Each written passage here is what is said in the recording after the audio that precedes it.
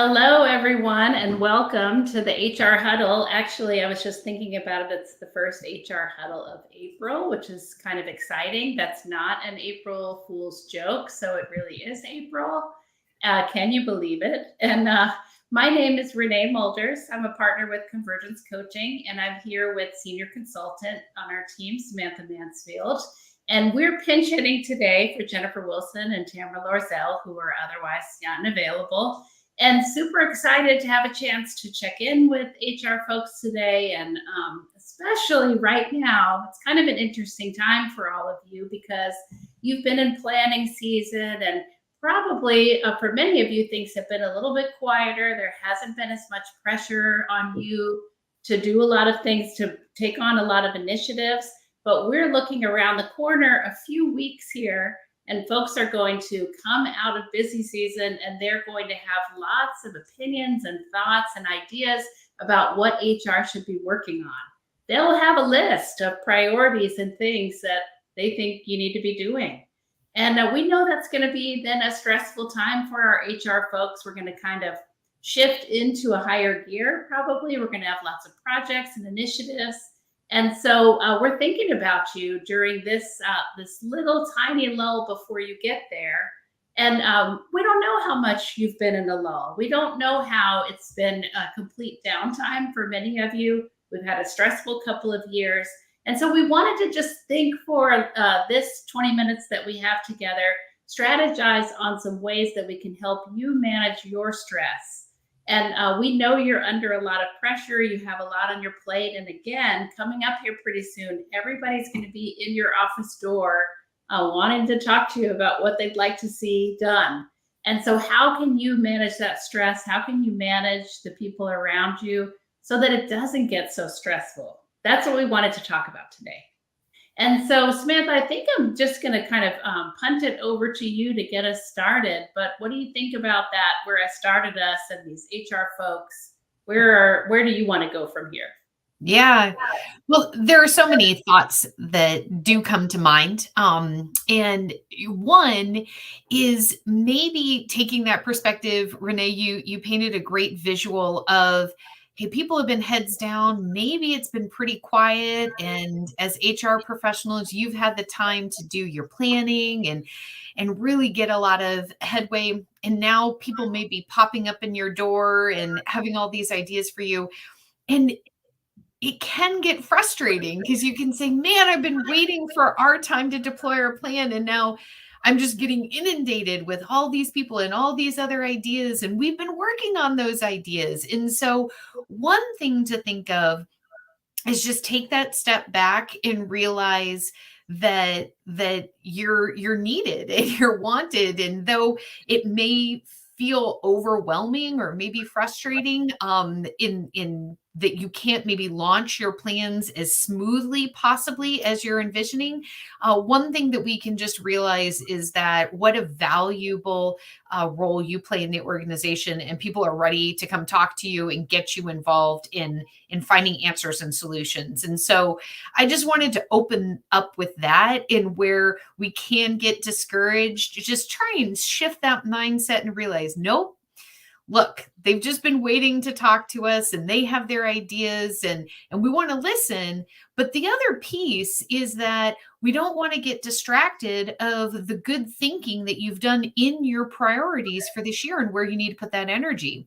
And so where you're listening, maybe you are going to do some modification of those plans. But keep in mind too that they're probably bringing you maybe some shorter term initiatives that they need you, because they're feeling that. And so you're going to be striking that balance between short term and long term. So just realizing that you have a great perspective, you have a good overview of what's happening, and that people are eager to come to you because you can help them find solutions. So maybe that'll help a little. Yeah, well, and Samantha, part of where I hear you being is like hopeful interpretations rather than being frustrated or irritated or like, down about the whole thing. Realize that it's because you add value and because people really trust you and think that you can solve their problems. So I love all of that kind of mindset shift that you're talking about. And the other part that you're pointing to is to generate your own kind of like praise. People don't necessarily come to the HR person and say, I really appreciate how you solved that problem, or thank you so much for that. Or the partner team might not be sending you thank you notes every week about all the great work that you're doing. And so sometimes you do have to sort of like do that work for yourself. If you are a person who needs positive feedback, you have to go and look for it yourself and say, wow, I mean, when I make a list of the stuff I've gotten done recently, or the problems that I've solved, or the initiatives that I planned, I'm really proud of that, and generate that positive praise for yourself. So I like that too. I'm an acknowledgement and feedback person. The 9 professional motivators, you put them in order based on your own personal preferences. And that always comes up pretty high on my list, usually top 2. And so I don't really get enough positive feedback. I don't, just because of how people are wired, maybe, or our team. Although I don't know that I've ever really gotten it, Samantha, enough for what I need. And so I have to generate it for myself. So I think that's where you are. And I think that's smart. The other thing I want people to be thinking about, and we've been talking to you about this all quarter. Now we're shifting into the second quarter here, and it still applies. We're hoping that you're going to emerge from busy season with a list of top priorities. And these are big rocks. So sometimes when I'm coaching HR people, they have lists of all the things they want to do, and it might be 20, 30, 40 things. But we're talking about your big rocks, your big priorities. And that might be, I'm just going to throw some sample ideas out there, but of course it doesn't contemplate everything that people could be doing, that we're going to make some changes to our performance management process, or we're going to do some feedback training here in the late spring and early summer, or we're upgrading our HRIS or our learning management system. So these are big initiatives and priorities.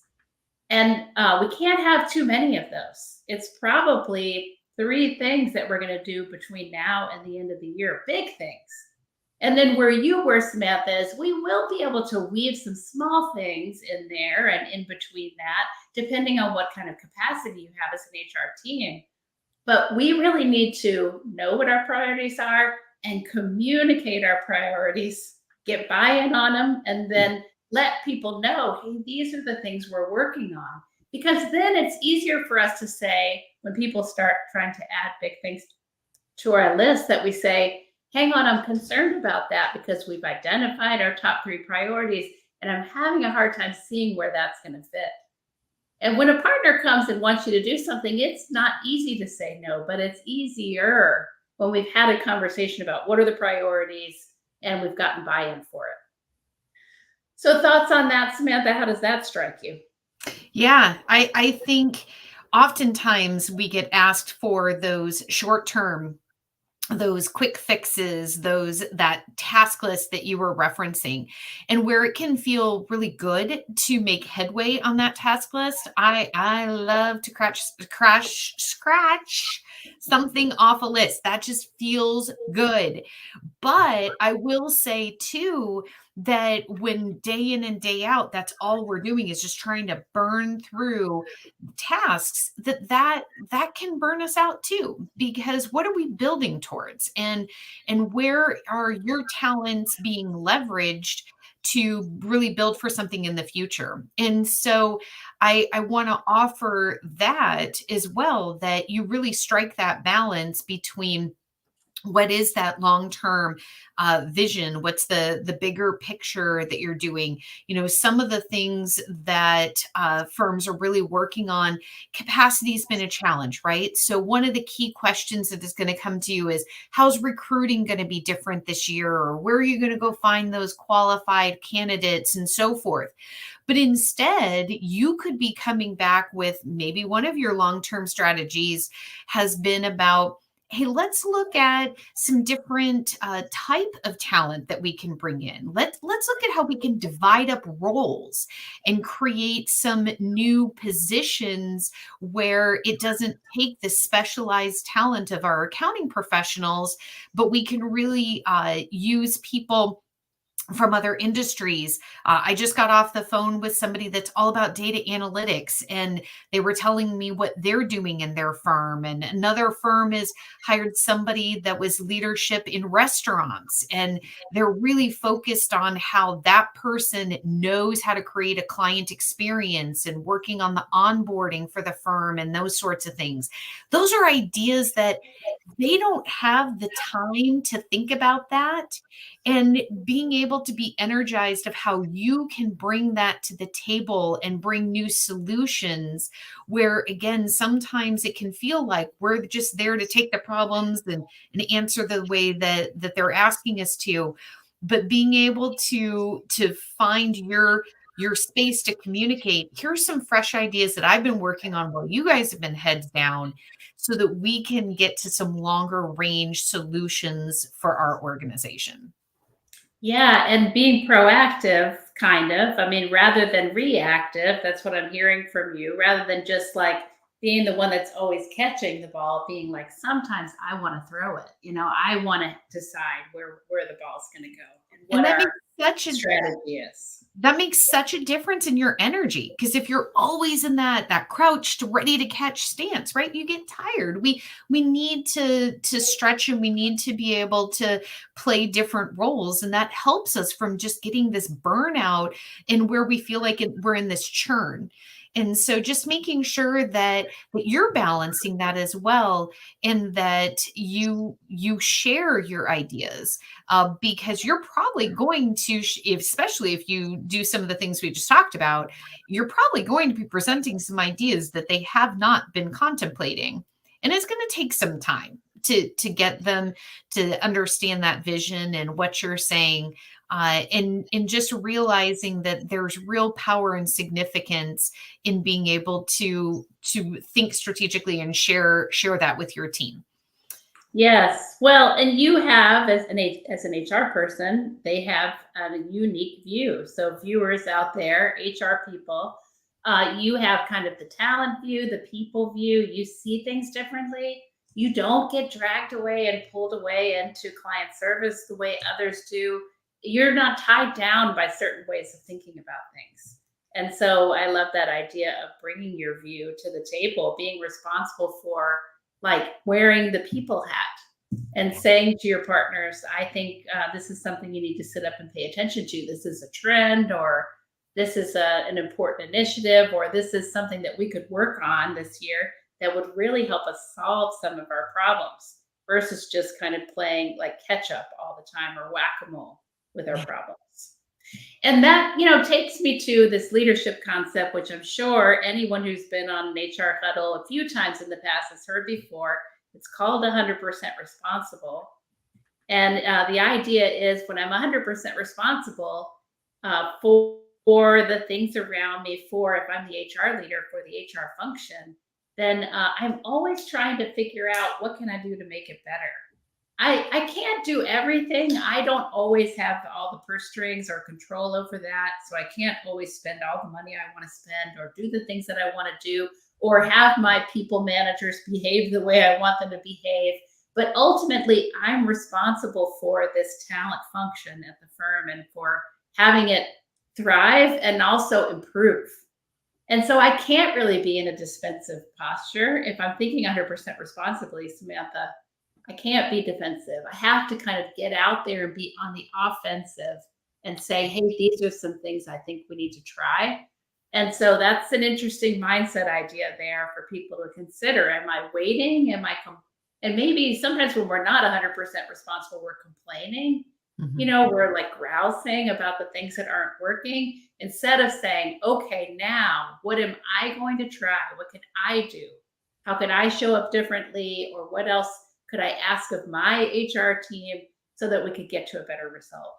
So kind of some interesting ideas there for our audience. And then also, I want to get back for a second to some things that people can do right now to care for themselves. Mhm. And so I wonder about, like, have you scheduled some time off for yourself? Are you planning to take a break?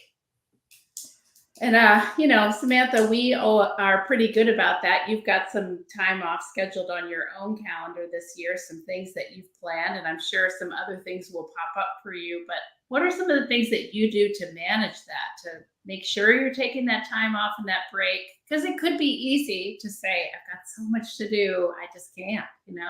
I have to keep working, I have to keep slogging. Oh, it's so true.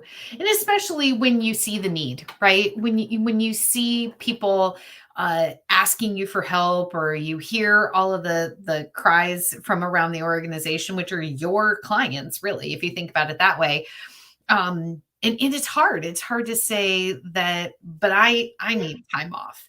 And so some of the things is really just make sure that you're looking at what brings you enjoyment.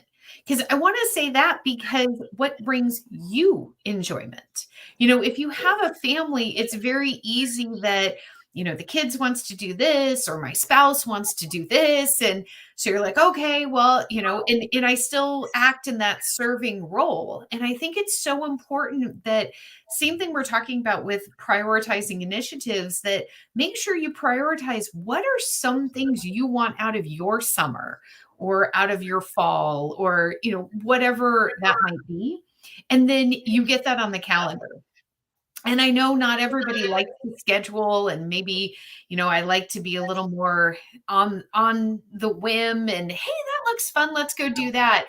But the other problem is that we have so many things that vie for our time, that if we don't make sure that we schedule some of it, that summer goes away, and we never had that chance to do any of those things that we were really looking forward to.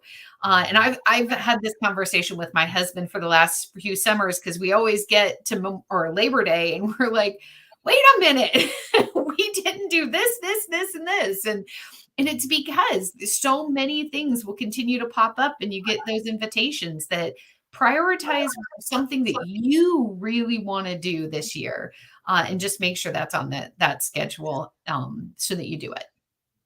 Well, and I'm thinking, Samantha, that could be time off, or it could also be, I want to join a new club, or I just got involved in a book club that I'm going to be doing once a month on Friday nights. It doesn't really impinge on work, but it does impinge on personal time with my family.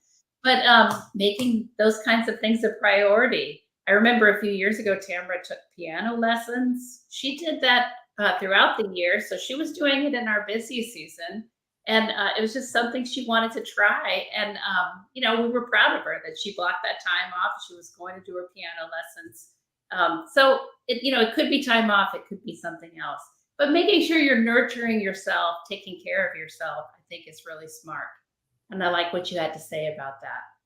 And then also, we've talked about this before, but we have this wonderful blog that's all about truly unplugging is within your control, I believe that it's called.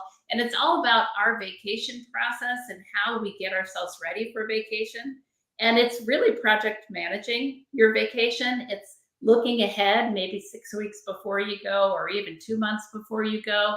And even before that, I think making sure it's blocked on your calendar, truly saying no. So if anything tries to come into those dates, you say, oops, I'm on vacation. Let's think about when else we can do that.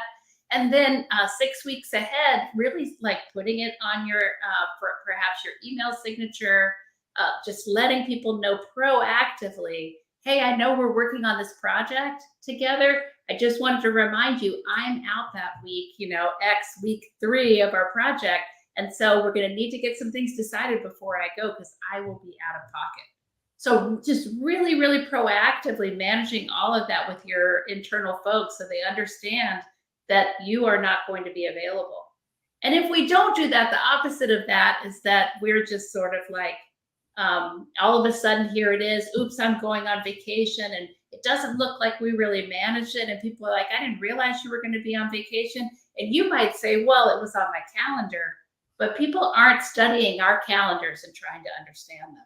And so it is really on us to manage all of those project timelines. And you said, Samantha, not all of us are big schedulers, not all of us are big J's like you and I are. And so perhaps, working with someone else to help you project manage and timeline so that you can take that meaningful time off, so that you can think about your big rocks and making sure that you're fitting those in and prioritizing those and breaking them down into chunks so you can make progress throughout the year. It's such an important skill. And I don't think you have to go take a project management class to do that, but you probably do need to think about timelining and backing up ahead of time and thinking ahead and communicating so that there's no misunderstandings or no, oh, I thought you were going to be available. We can be really clear about all of that. So the last thing I think, and we just have a couple more minutes here. The last thing that I would like to share with folks is that we have this community of the HR Huddle, which we really love. This opportunity to speak to our HR folks and to be in this conversation with you. You are not alone in this hard work that you're doing. We hope you're finding communities either within your associations and alliances, or maybe it's through SHRM. Maybe you're going to the CPA FMA conference this summer and you're going to go hang out with those folks. Wherever it is, we hope you're really leaning into those communities and realizing that you're not alone in this hard work that you're doing. And, as you're entering into your busy season, take a read on where you are. Do you need some rest? Do you need to do some planning ahead? Do you need to really think about going to get some help? Are you overwhelmed? Do you not have the capacity that you need? So do you need to ask to hire somebody here right after busy season? And go talk to someone about that on your team, someone, your managing partner, or someone else who's like your shepherd in the firm. Because to go at it alone, to try to do it alone is harder.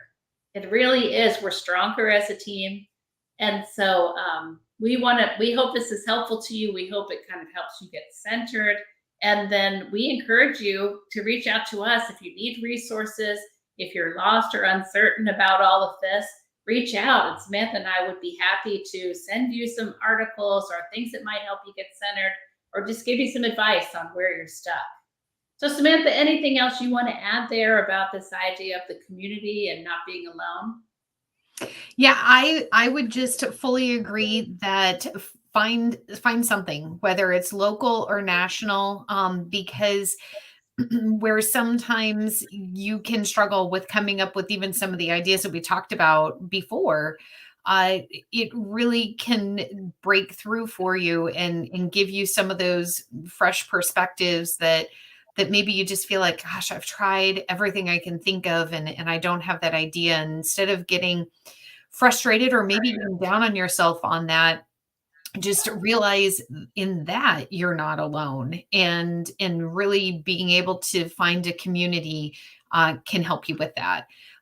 In the other component is, like you said, Renee, just in your personal, of joining the book club. I mean, maybe in your social life, that would be helpful too, in just finding that group or that connection. Gosh, for too long we were, socially distant and all of that, and maybe it's time that there's a social group that will just give you some different perspectives and rejuvenate some of your energy.